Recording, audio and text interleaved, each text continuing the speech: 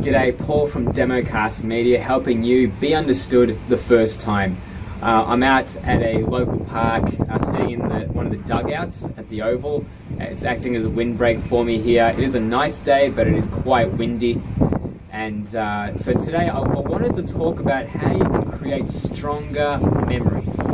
And my philosophy, or the things that I'm thinking about right now in my journey, it's not just about receiving information or capturing it and putting it in a nice video. That's all well and good, but do you remember what is being taught? Do you apply when it matters the most?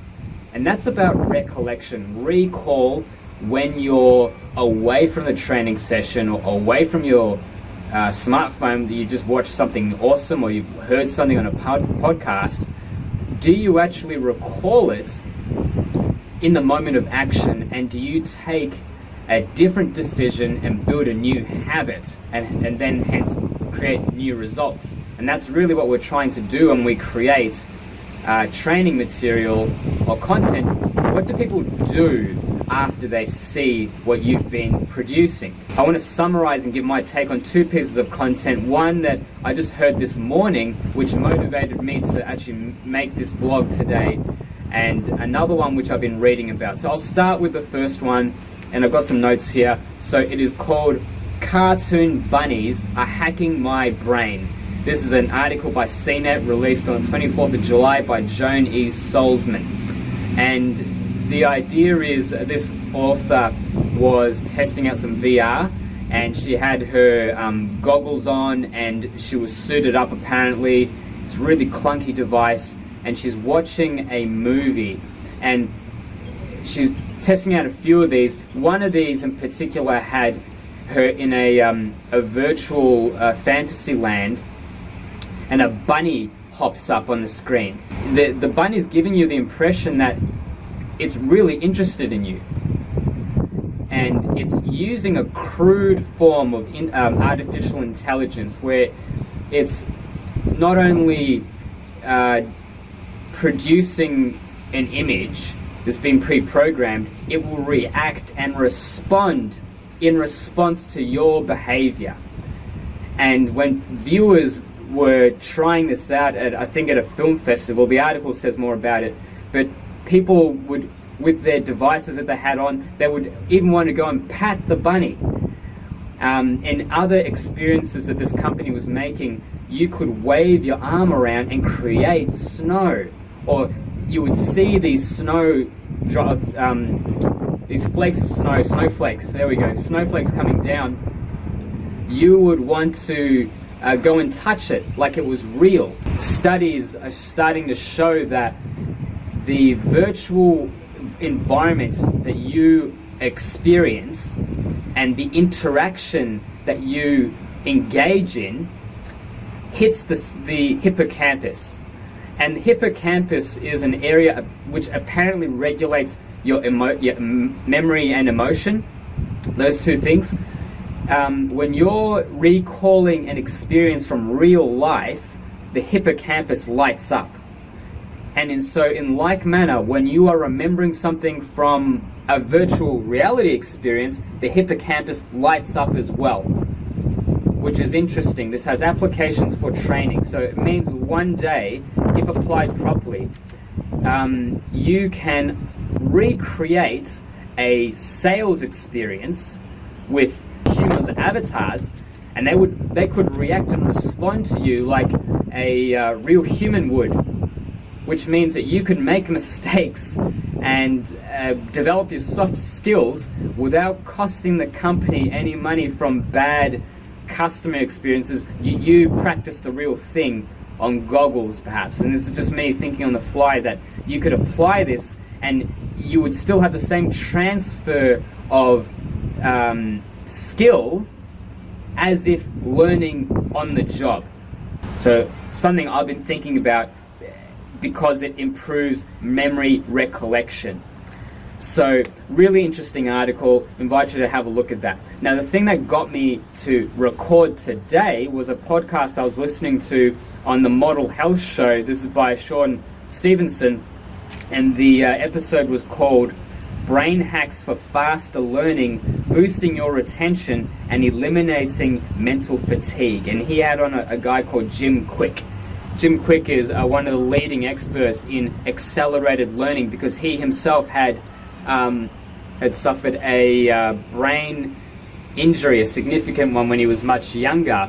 And it turns out through learning about how to learn better, he was able to conquer a lot of his limitations, and now he's consulting with companies like Nike and speaking at Elon Musk companies, or I believe.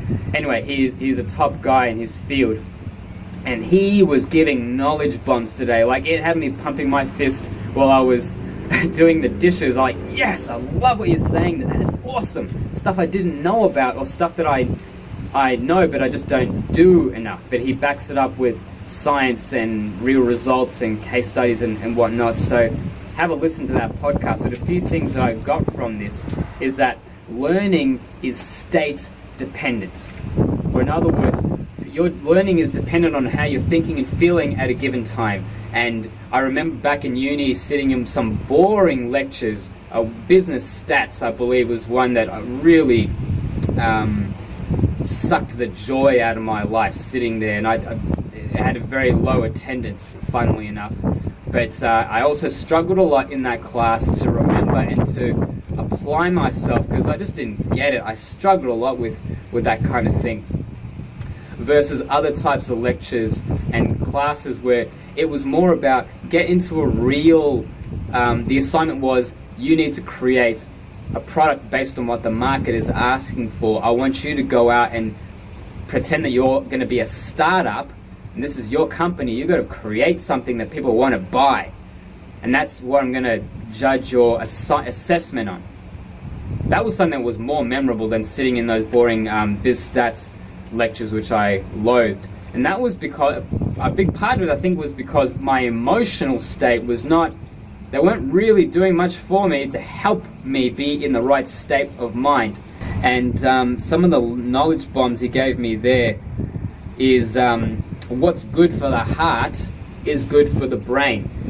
So getting up and moving every so often, every 25 or 30 minutes or so, will help improve your performance over time than just trying to just keep working, slog it through, or cram. That's the worst return on investment for learning, because you start having a decreasing amount of returns over time. You need to give yourself a break, and not just a digital distraction. Getting up and moving will help you to get refreshed and start over, reset.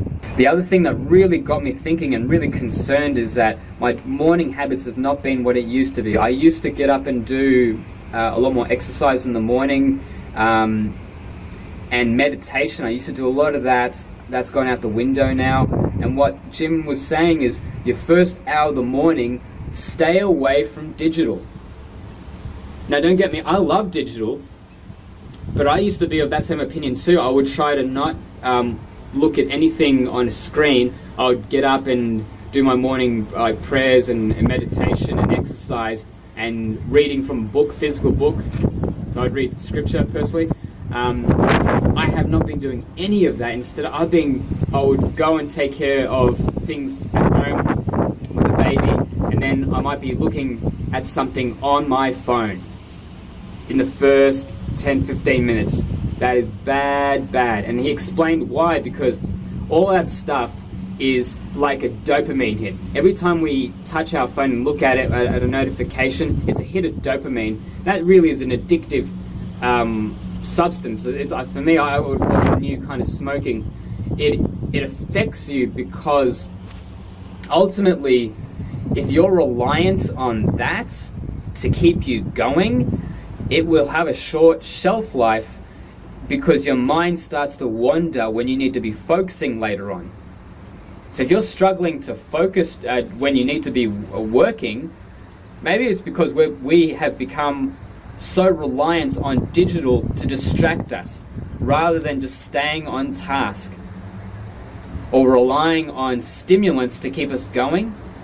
Maybe we should give ourselves a bit of a fast from digital for a little while, especially the first hour of your day, because then that will mean you will have less mental distraction because your brain is craving the dopamine hit again. That is bad for your productivity. So that's something I need to look at now. If you want to improve your mental state, you can use music, but use Baroque music. And this is what I really loved here. Baroque music works great for your concentration and focus because it follows a 60 beats per minute time interval, which also tends to match the resting heartbeat.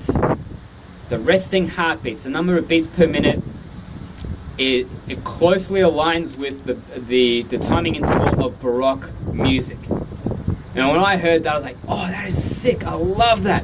I always thought to myself, I love Baroque music. I love Vivaldi. I love Bach. And if I'm getting the wrong time period or whatever, but it's a classical music. It's instrumental. That's why I liked it so much, because it aligns with your resting heartbeat anyway, and your brain helps improve your learning and your focus with that kind of stuff. So do that. I'm going to finish on this point here. So he said that often questions are the answer.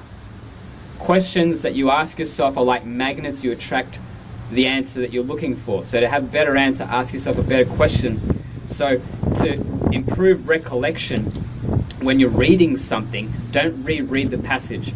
Instead, what he says is shut the book. So if you've just read a page and it's something that you want to remember, instead of rereading it, just shut the book and see what you can recall from that page. By forcing yourself just to stop and recall, that is a way that you create a memory for yourself. You create memories by creating content, by making notes rather than taking notes.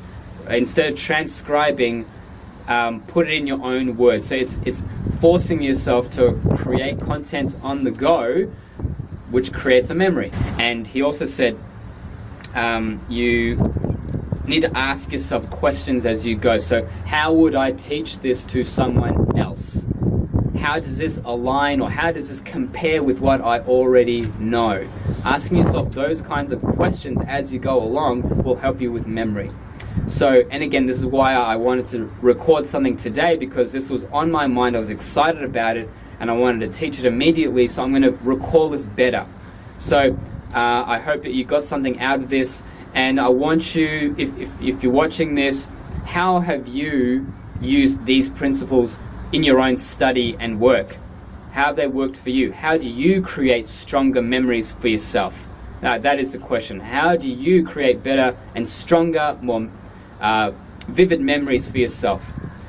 And I think that's really important. So thank you for watching today. I hope you got something out of it. Leave your comments below, and make sure to subscribe to Democast Media so that you can be understood the first time.